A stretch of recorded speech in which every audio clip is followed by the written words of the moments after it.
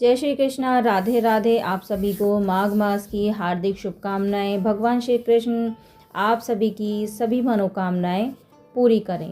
तो आइए माघ मास के अध्याय को आगे बढ़ाते हैं। आज हम लेके आए हैं आपके लिए माघ मास अध्याय 8। तो आइए शुरू करते हैं।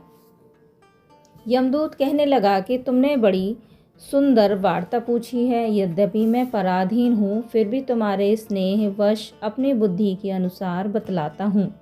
जो प्राणी काया, वाचा और मनसा से कभी दूसरों को दुख नहीं देते, वे यमलोक में नहीं जाते। हिंसा करने वाले वेद, यज्ञ, तप और दान से भी उत्तम गति को नहीं पाते। अहिंसा सबसे बड़ा धर्म है।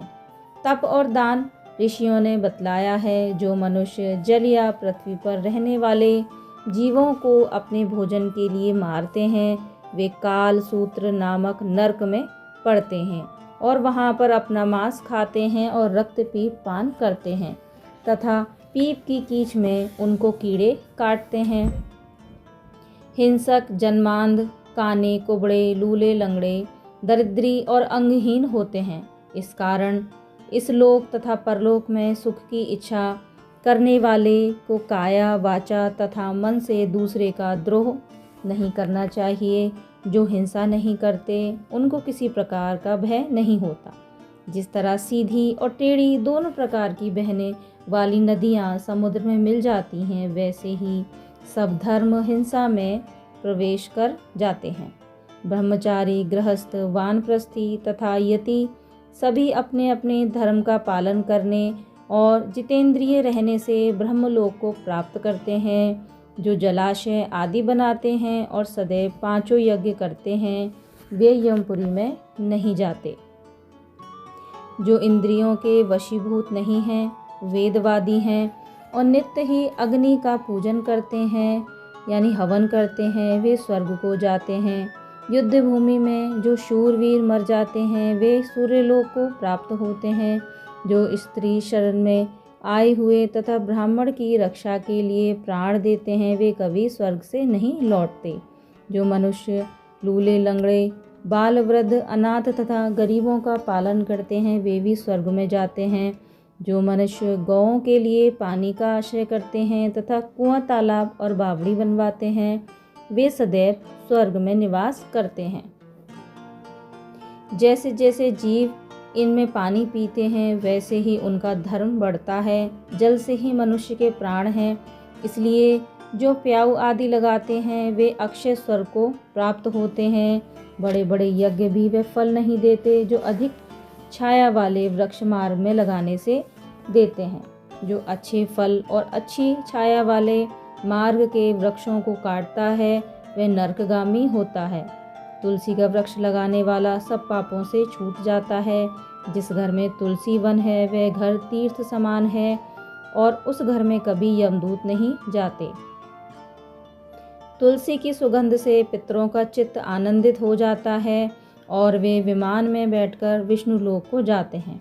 नर्मदा नदी का दर्शन, गंगा का स्नान और तुलसी दल का स्पर्श, यह सब बराबर बराबर फल देने वाले हैं। हर एक द्वादशी को ब्रह्मा भी तुलसी का पूजन करते हैं। रत्न, सोना, फूल तथा मोती की माला के दान का इतना पुण्य नहीं जितना तुलसी की माला के दान का होता है।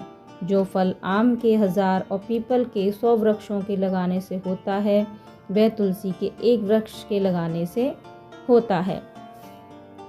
पुष्कर आदि तीर्थ, गंगा आदि नदी, वासुदेव आदि देवता सभी तुलसी में वास करते हैं। जो मनुष्य एक बार, 2 या 3 बार रेवा नदी से उत्पन्न शिव मूर्ति की पूजा करता है अथवा स्फटिक रत्न के पत्थर में आप से आप निकले हुए तीर्थ में, पर्वत या वन में रखी हुई शिव की मूर्ति की पूजा करता है और सदैव ओम नमः शिवाय मंत्र का जाप करता है, वह यमलोक की कथा भी नहीं सुनते।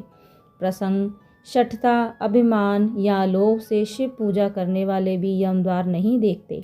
शिव पूजा के समान पापों के नष्ट करने वाला तथा कीर्ति देने वाला 3 लोकों में है और कोई काम नहीं है।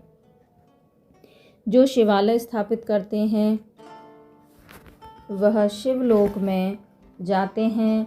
ब्रह्मा विष्णु तथा शिव का मंदिर बनाकर मनुष्य बैकुंठवासी होता है। जो भगवान की पूजा के लिए फूलों का बाग लगाते हैं वे धन्य हैं। जो माता पिता देवता और अतिथियों का सदैव पूजन करते हैं वे ब्रह्मलोक को प्राप्त होते हैं।